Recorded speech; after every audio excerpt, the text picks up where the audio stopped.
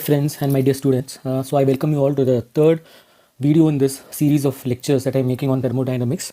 I hope so all of you are staying with me in exploring thermodynamics in all its length and breadth. It's a very interesting subject. As this gains momentum, you will really understand how interesting this topic is. So in the last class, we have discussed the statement of first law of thermodynamics. What is its significance? What are its limitations? We have talked about the perpetual machines and all that. So today we are going to talk about enthalpy of the system. So what is enthalpy of the system? So enthalpy is, in layman terms, it is nothing but total heat content. So what I mean by total heat content? Okay, most of the times, in the lab, what do? You probably, you take a small test tube, okay, and you heat it, okay, and you don't even close the lid of the this thing. Say for example, if I've just filled some chunks of calcium carbonate in this test tube and I heat it, what do you think will happen? Yes, the calcium carbonate is going to decompose. So this calcium carbonate will decompose and will give you calcium oxide, and as well as this carbon dioxide will actually escape this test tube. So this gas is also going to expand because it's hot when it is coming out of this calcium carbonate, and it expands and then it goes and mixes with the atmospheric air. So now whatever heat that I give here, this heat is being used by this system. By system I mean this test tube containing calcium carbonate, to carry out this chemical reaction. And so there is also internal energy, and as well as it is also doing some work, because this entire setup is happening at atmospheric pressure, because there is no pressure building up inside my test tube, because I have kept the lid of the test tube open, I have not closed it, which means the entire reaction is happening at atmospheric pressure, which means the total heat content of such a system is actually defined as enthalpy. So in a very simple language, I can say this is a sum of internal energy and PV. So what is this PV? This is nothing but work. So whatever work that the system does and whatever internal energy that it gains, both of this is because of the heat that I have supplied. So the total heat that is given to the system is either used to increase its internal energy or to do some work. So you will see the same first law of thermodynamics coming here. So this total heat content is called as the enthalpy. So this is represented by capital letter H. Okay, so H is given as E plus PV. So here if you notice, this E, internal energy, is a state function, which means I already told you, you can never mention E exactly at a particular point of time. You can only measure change in internal, you can only measure delta E, del E. Similarly, pressure and volume, both of these are also state functions, because pressure does not depend upon the way you created that pressure. Similarly, volume also does not depend on the way the process through which the system underwent, so that it reached that volume. So all these are not path functions, all of these are state function. As a result, you will notice that enthalpy is also a state function. So now let's talk about change in enthalpy. So change in enthalpy is given by del H. So del H is equal to H2 minus H1, where H2 is your final enthalpy and H1 is your initial enthalpy. So this H2 can be written as E2 plus P2V2, where the symbols have their usual meaning. E means internal energy, final internal energy, P2 is final pressure, V2 is final volume, and H1 is going to be E1 plus P1V1. So this I can reorganize this way: E2 minus E1 plus P2V2 minus P1V1. So I can write this as del E plus delta of PV. So product of pressure and volume. Suppose if I carry out this entire process at constant pressure, which means the pressure is not going to change, there is no P1 and P2, there is only one pressure. So in that case, I can write del H is equal to del E plus P I can pull out. So I will get P del V. So you know that what is this P del V? This is nothing but work done. So del H is equal to del E plus work done. So now if I have to compare this with the first law of thermodynamics, you will notice that del E is equal to Q minus W. We have already seen this a couple of times. So the amount of heat given minus the work done by the system, that is the change in the internal energy. And here if I substitute this in this place, what I will get is del H is equal to Q minus W plus W. This plus W comes from here.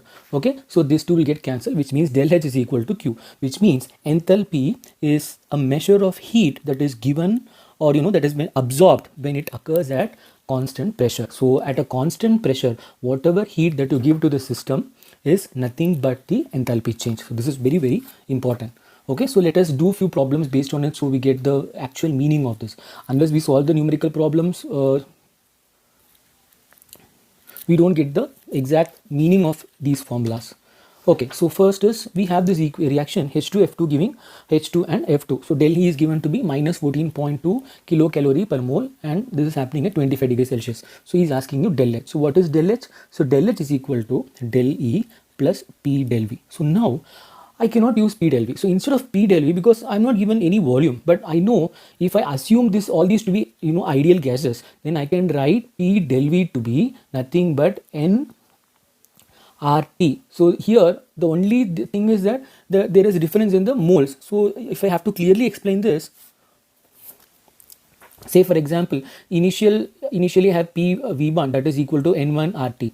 Okay, so after the process happening, say it goes to volume V2, so PV2 is equal to N2 RT. So if I subtract this, I will get P into V2 minus V1, that is equal to N2 minus N1 into RT.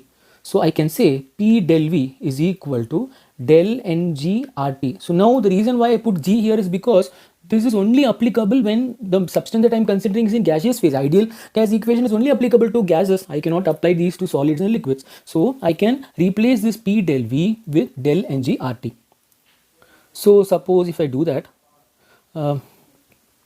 so rewriting my equation here, what I will get is P del V is equal to del Ng RT. So what is the del Ng here? So here you see the number of moles in the product is going to be 2. So there are 2 moles in the product and there is only 1 mole in the reactant. If you see the number of moles, you calculate just by looking at the stoichiometric coefficient. Stoichiometric coefficient nothing but the numbers which are appearing before your formula when the entire thing is balanced. So first job is to make a balanced equation. So if you look at this, it is already balanced, so I don't have to put any numbers anymore. So that means the whatever numbers that appear before this formula, that is going to be my stoichiometric coefficient. So P del V is going to be equal to del Ng RT. So I can write del H is equal to del E plus, instead of P del V I can write del N RT. So now if I substitute, del E is going to be minus 14.2, that is already given in your question. So minus 14.2 plus, and I want this, right? So del N is going to be 1 because 2 minus 1, that is going to be 1 into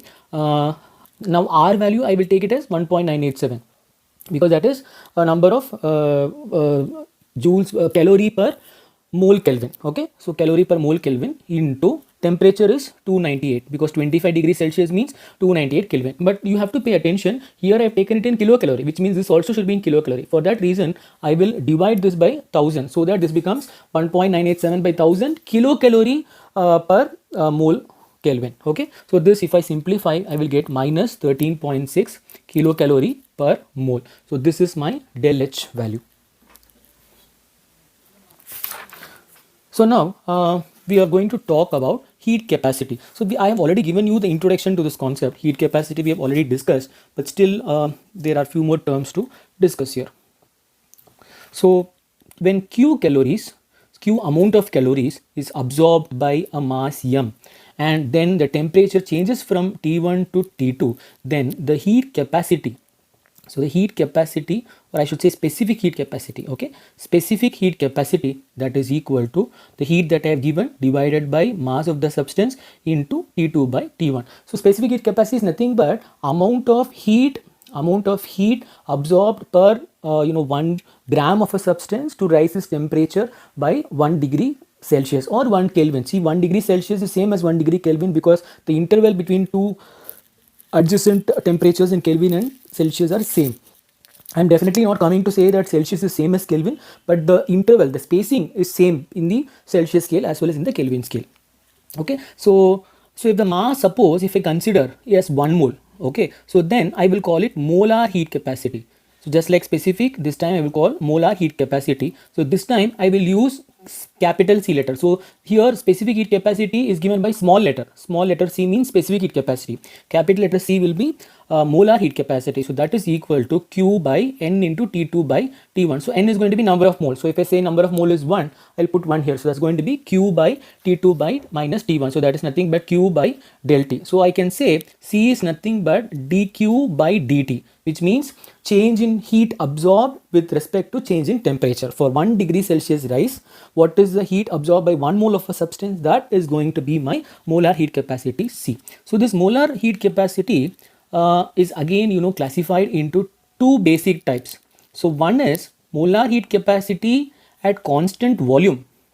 and molar heat capacity at constant pressure. Okay, they are not the same. So if I carry out a process at constant volume, the heat absorbed will be different. If I carry out the process in the constant pressure, the heat absorbed will be different. So why? Let us have a look. So in case of a constant volume, I can write dq by, so we know that dq is equal to dE plus P dV. So where does this come from? This is nothing but your first law of thermodynamics. You know that Q is equal to E plus W. Right, so this is del E plus W. So this is something that we've already seen. Whatever heat that you give is being used by the system to raise its internal energy and also do work. So Q is equal to del E plus W. So dQ, small change in Q will be equal to change in internal energy and work done. Work done is nothing but PdV. So now if I divide this by dt throughout, what I will get is dQ by dt. You know that this is nothing but specific heat capacity, molar heat capacity at constant volume. So this is equal to dE by dt at constant volume. So now you will notice that this entire process happening at constant volume. So this PdV term will actually become 0, because since there is no change in the volume, this is equal to 0. So I really don't have to put again PdV by dt, because since dV is equal to 0, this entire term will become 0. So my answer will be CV is equal to dE by dt. This is one of very important result. Okay. Similarly, in case of constant pressure, what will happen? So in case of constant pressure, I can write capital C, that is equal to dE by dt plus PdV by dt, that we have already written. Okay. And I know that H is equal to E plus PV. So this is my definition of enthalpy. Enthalpy is nothing but sum of internal energy and work, E plus PV. So this, if I differentiate with respect to temperature at constant pressure, so dE by dt at constant pressure and P the differential of PV with respect to temperature at constant pressure. So this, if you notice, Cp. So this, if you compare this two, but before that, if you notice, this entire thing is happening at constant pressure. So this pressure that I have written here can actually be pulled out of the differential. So I can write this as dE by dt at constant pressure plus P dV by dt at constant pressure. So this is equal to dH by dt at constant pressure. So now you compare these two equations, you will see some interesting thing. So this one and also this one. So you will notice the right hand side is same in both the cases, which means this capital C at constant pressure is nothing but dH by dt at P. So I can write that Cp is equal to, Cp stands for molar heat capacity at constant pressure. That is nothing but change in enthalpy, dH by dt at constant pressure. So this is yet another important result. So what is Cp and Cv? Cv is nothing but change in internal energy with respect to temperature, whereas Cp is nothing but change in enthalpy with respect to temperature. So if you notice, now which of this will be greater? You can now easily guess this fact, because Cp will always be greater, because in case of enthalpy, the heat is also used to do some work, the gas is also expanding, so as a result it will absorb more heat. So now if it's a very simple logic, so if I say, so for example, if I have some this is some common sense. So like, why do you close the utensils when you cook? The reason is because you require less heat to heat it, because once it is closed, there is no work happening there, which means only internal energy rise is happening. So it takes little amount of heat. If you keep the lid open, what happens? The heat energy is also being wasted in the form of work. So it takes quite a lot of time for the cooking to happen, because it is absorbing more heat. You are wasting the fuel and heat energy. So this is a common sense. So Cp will always be greater than Cv. So let us also find the relationship between Cp and Cv. So Cp, so we know that H is equal to E plus PV.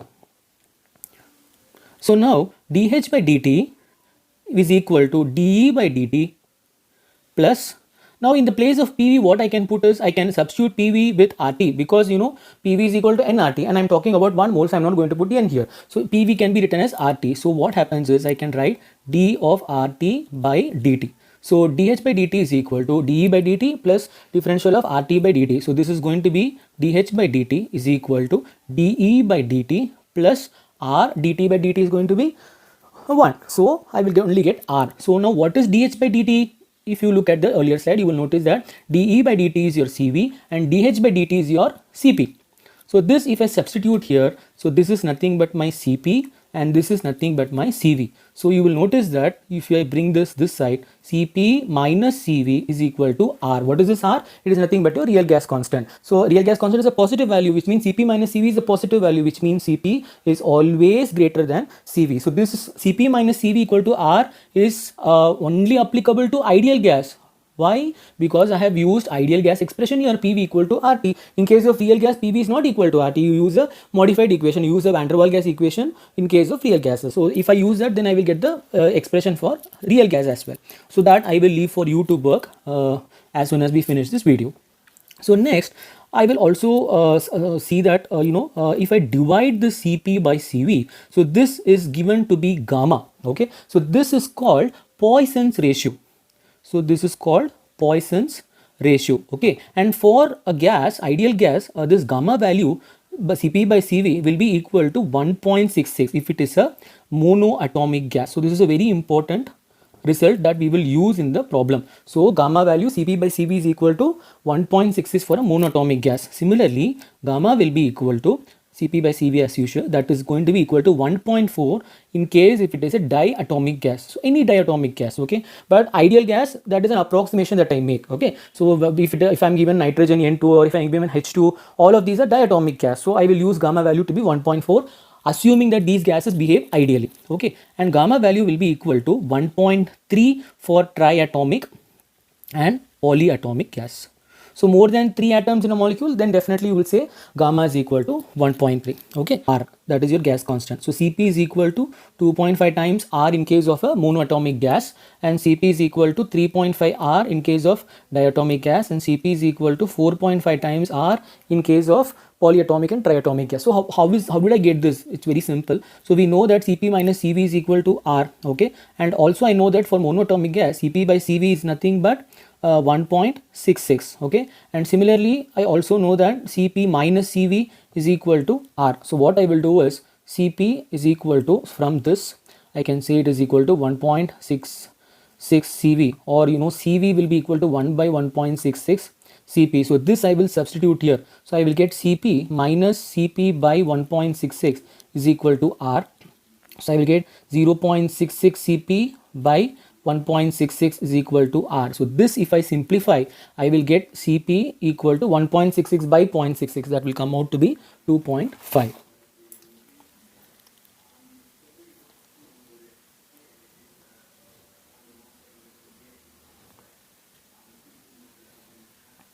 So 1.66 divided by 0.66, that will come out to be 2.5. okay, so there is also one more. So similarly you can also work for the other two expressions. Okay, so there is one more important property that the E internal energy that is given to be 3 by 2 nRT. So now this is only for a monoatomic gas. Okay, so now where is this 3 coming from? So this 3 is in fact degrees of freedom. So basically I can say internal energy is written as F by 2 nRT. Okay, and in case of this thing, it is 3 by this actually 3 by 2 nRT. So 2 nRT, and the degrees of freedom for a monoatomic gas is going to be 3, because a monoatomic gas can either move along x direction or along y direction or along z direction. So you have 3 degrees of freedom. That is why F value is 3 for monoatomic gas. So in case of diatomic gas, it is going to be 5. So E will be equal to 5 by 2 nRT for a diatomic gas, because it also has 2 rotations of freedom. It can either move clockwise or it can move and rotate anti-clockwise, along with 3 directions in which it can move, translation. So it will be 5 by 2. Similarly, for a triatomic gas, you also have 3 rotations. You can move along x-axis or y-axis or z-axis. So that is going to be 3 plus 3, 6 by 2 nRT.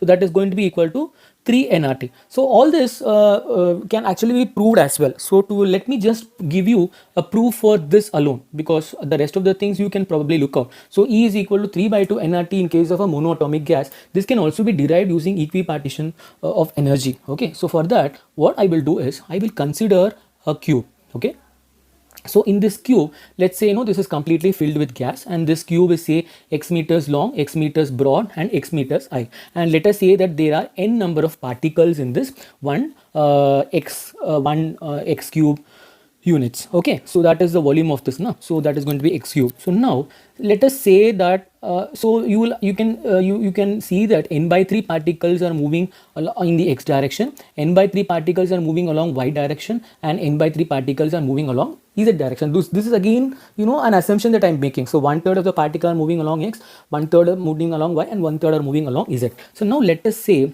I want to calculate the pressure that is felt on one wall of this cube. So I'm talking about this wall. Okay, so what is pressure? Pressure is because these atoms are actually bombarding the wall. That gives force, and that force is the reason why I feel the pressure. So pressure is given to be force acting upon area. So now, how do I calculate the force? So this calculation of force is done using the from the Newton's second law. So force is nothing but change in momentum with change in time. So force, you would have written, so F is nothing but dp by dt, change in momentum with time. So this comes from the Newton's second law. So now what is change in the momentum? That is the next question. So let us just assume one particle for our convenience. Okay, so let's just take one wall. Okay, so these are my opposite wall, and let's say that I have one particle. Okay, and this particle is going and bombarding this wall. Okay, so again I'm making an assumption that it is an elastic collision, which means the momentum is conserved. So what happens is that so initially the velocity was going to be, say, v. Okay, let's say it's v, and after the bombarding with the wall, the velocity is going to be the same, so it is not losing any velocity. Okay, but this time the velocity is acting in the opposite direction, so it is going to be m into minus v. So if this is the initial momentum, this is going to be the final momentum. So what is the change in the momentum? Change in the momentum is nothing but initial momentum minus final momentum. So you will get 2 mv, because mv minus of mv, so you will get 2 mv. So that is the change in the momentum. Now I want to know the time interval in which this is happening. So when will the momentum change? So you will notice that a particle moves from here, and again when it moves here, so that distance, so it has to travel the entire distance from one wall to the another wall to change its momentum. So that is the time it requires to change its momentum. So that to calculate that time, what I will do is, so I will make use of the distance and the speed. So the distance that it travels is that it has to travel all the way from this wall to this wall, and again same distance back, and only then it changes its momentum. So which means it is traveling, I already told you this is x meters long, so which means it is traveling 2x units. So 2x units is the distance that is traveled. This if I divide by the speed, so what is the speed of the particle? Let's say it is v. Okay, so if I divide it by the speed, what I get is the time. So time is equal to distance 2x divided by speed, that is v. So this is going to be my dt. So this, if I simplify, the force is found to be 2 mv squared upon 2x. So the 2 and 2 I can cancel, so I will be left with mv squared upon x. So now what I will do is, so I know I have to calculate the pressure now. So pressure is given by force by area. So force, so what is force? I have already calculated the force. If you see, the force is nothing but mv squared upon x. So this I am going to substitute here. So mv squared upon x divided by, what is the area? Area is nothing but x squared, because the wall has x meters long and x meter wide. But I'm making a mistake here, because this is the pressure exerted only by one atom on the wall. But how many atoms are now moving in this direction? N by 3 atoms are moving. So I have n by 3 atoms moving in this direction and hitting my wall according to my assumption, which means I should have force of n by 3 into mv squared by x. So this will be the total force that is felt on this wall.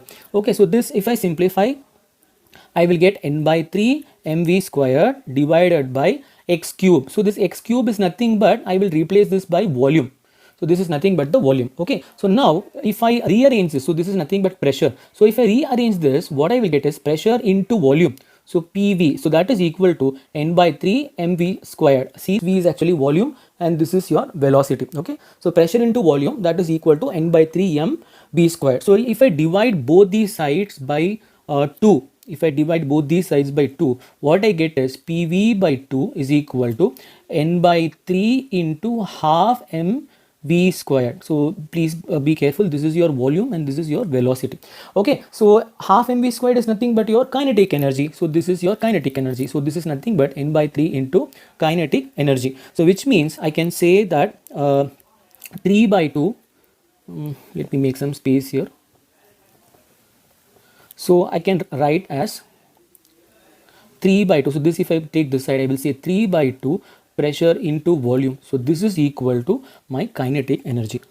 And here I also have 3 by 2 PV is equal to N into kinetic energy. Okay, so which means I have this kinetic energy is the kinetic energy of one particle. Okay, so if I have just one particle in the system, then that is going to be only 3 by 2 into PV. Okay, so this PV I can replace it with nRT because it's ideal gas equation. So 3 by 2 nRT, so that is equal to the kinetic energy of the system. So the kinetic energy of the total system, that is equal to 3 by 2 nRT. Now if you go back and look, in case of a monatomic particle, when you give it some energy, there can only be kinetic energy in terms of translational motion, because there is no rotational energy, there is no vibrational energy. What a single particle can do is only move from one place to another. So for that reason, you will notice that the kinetic energy of a system containing monatomic gas to be 3 by 2 nRT. So this 3 here is nothing but the degrees of freedom. So that is going to be F. So F by 2 nRT. So that is how we actually got this E equal to F by 2 nRT.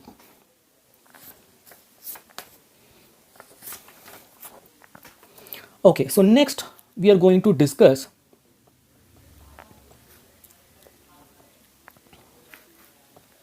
bomb calorimeter. So what is the use of bomb calorimeter? So let me first tell you that we have already seen 3 ways to measure the heat. One is the heat capacity, other one is the molar heat capacity, and another one is specific heat capacity. So the heat capacity is given in the unit of joule per Kelvin. So molar heat capacity is given in the unit of joules per Kelvin mole, and the specific heat capacity is given in the unit of joule per Kelvin gram. So here the heat is given by C del T. So here the heat is given by N Cm del T. So N is nothing but number of moles into Cm is your heat that is absorbed per mole to rise the temperature by 1 degree. Okay, and del T is the temperature difference. Here the heat rise is going to be ms del T. So these are the ways in which you can calculate the heat that is given. So now in most of the times I want to calculate the calorific value of the fuel, which means amount of heat that will be given out when 1 gram of a fuel is completely burned in the air. So how do I do this? So for that I have a special setup which is known as bomb calorimeter. So I am going to show you a diagram of bomb calorimeter. Okay, so I'm showing you the diagram of a bomb calorimeter. So this entire setup is called bomb calorimeter. So what does it contain? So first, if you notice, this is a steel chamber that you have, inside which there is a electrical heating element here. Okay, and after that you also, whatever fuel that you want to burn, that you place it actually here inside the steel bomb. Okay, and the steel bomb is completely surrounded by the water that you see here, and this is fitted with a stirrer. So the stirrer will effectively stir the water so that there is maximum heat absorption from the bomb done by the water. And for this I'm also having a pipe inlet to provide oxygen, because a calorific value is when complete combustion is happening. So I have a pipe to also provide enough oxygen for this to burn. Then I also have the ignition wires here, and I also have a thermometer and a magnifying eyeglass to look what is happening inside. So the temperature rise of the water is measured here.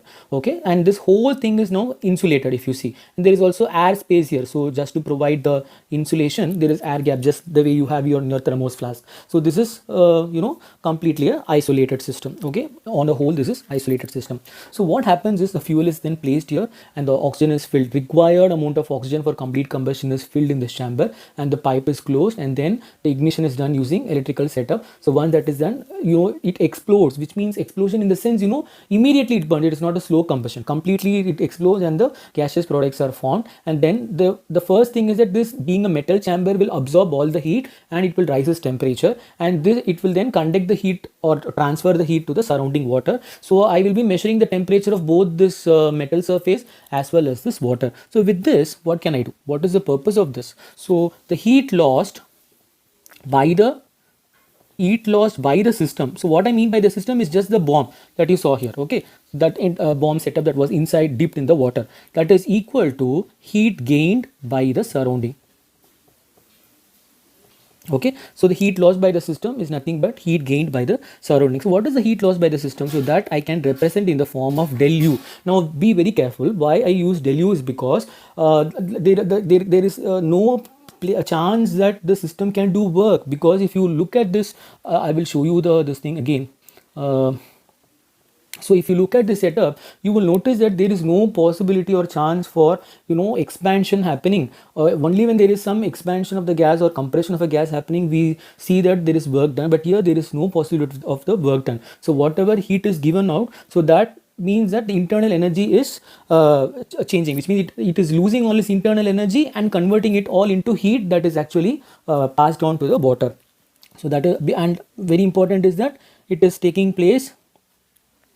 Okay, so minus del u, so that is equal to heat gained by the surrounding. So this from the earlier formula that we have written, so this is what we will make use of. So we can write it as the the specific heat capacity of the bomb calorimeter into temperature rise plus the specific heat capacity of the water into del T. So this is what I will use. So this is the equation that I will use. But what I'm interested to find is actually enthalpy change. So what I want to find is del H. So del H, we know that we have already derived this. Del H is equal to del U plus P del V. So that P del V can be written as.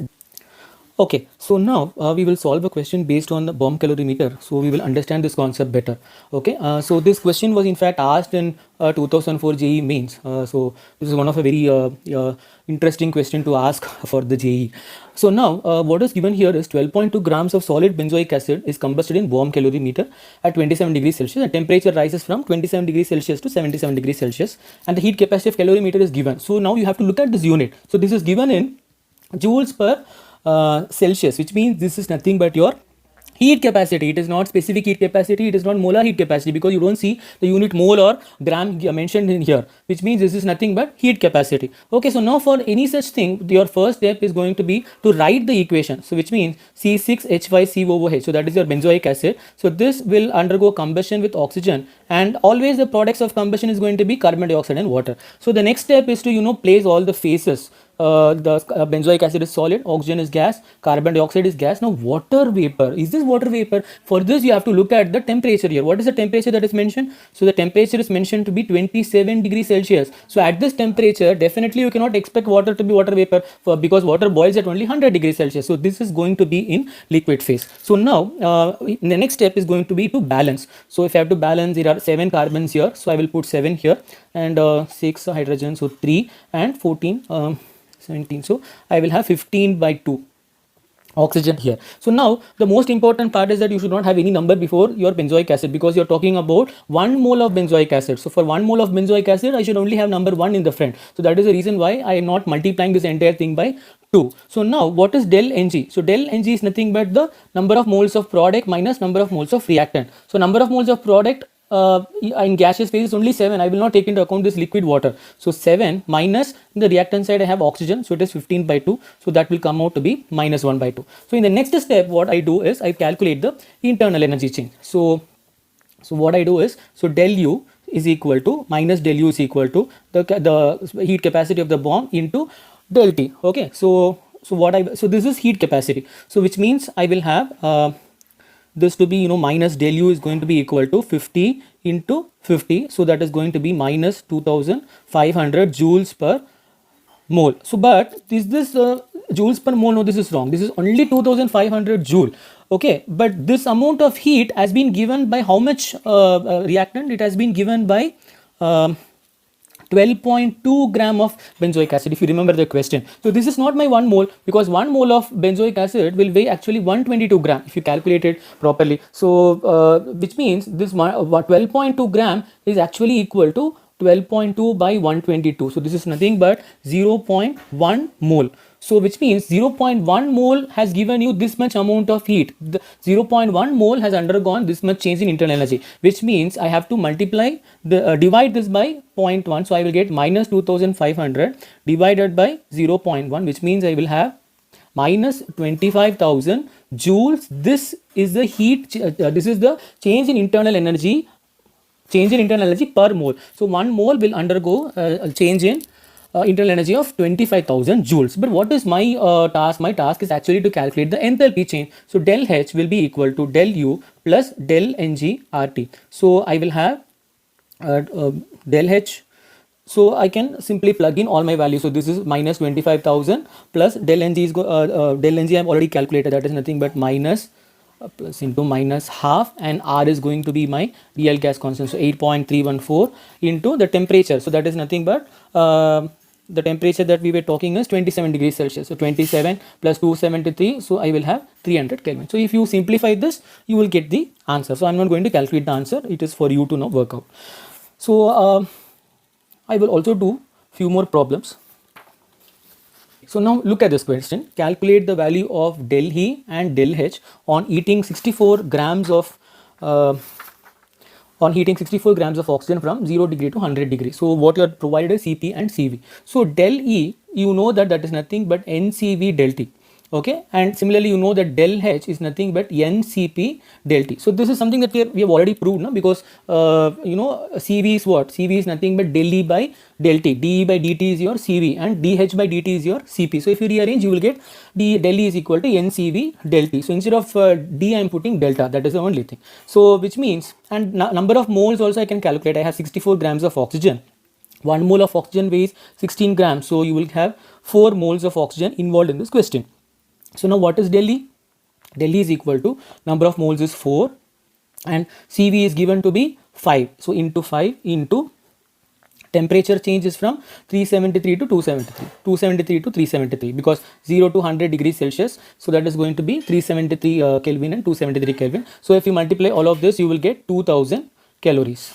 Similarly, del H, so that is going to be 4 into N is 4 and Cp is given to be 7 here. I'm sorry, 7 into del T is again 373 minus 273. So you will get 2800 calories. Hope this question is also clear. So 3 moles of ideal gas at 10 atmosphere and 0 degrees Celsius are converted to 2 atmosphere at 550 degrees Celsius. Find del H and del E. So R, you should remember that it is 2 calorie. R, this is a data given. R is 2 calorie per mole per degree. Okay, so as usual, what is del E? Del E is nothing but NCV dt. Okay, so number of moles, you know, it's already given, it's 3 moles into Cv. So Cv is going to be 5, that is also given here, right? So 5 calories per degree per mole. So 5 into, what is the temperature change? 323 minus 273. Okay, so from where did I get this 323? From by converting 50 degrees Celsius to Kelvin. So 50 plus 273 will give me 323 Kelvin. So Celsius is converted to Kelvin. Into 0 degrees Celsius is your 273 Kelvin. So if I multiply this, I will get 750 and my answer will be in calorie, because I am using Cv in terms of calorie per degree mole. So answer will be calorie. So del E is 750 calorie. Similarly, del H will be equal to NCP dt. So this time, so now if you look, I am not given Cp. So what will I do? So I will make use of the relation Cp minus Cv is equal to R. So what is Cp? Cp is nothing but R plus Cv. So N is 3 moles and Cp is 5 plus R. So R is nothing but 2. See, I have to use the value that I am given. So I am using this value. So 5 plus 2 Cp plus R into temperature changes 323 minus 273. So this, if I simplify, I will get 1050 calorie. So I hope so I have solved enough problem. Thank you so much, students. Please do watch the video and share the video with all your friends. Thank you.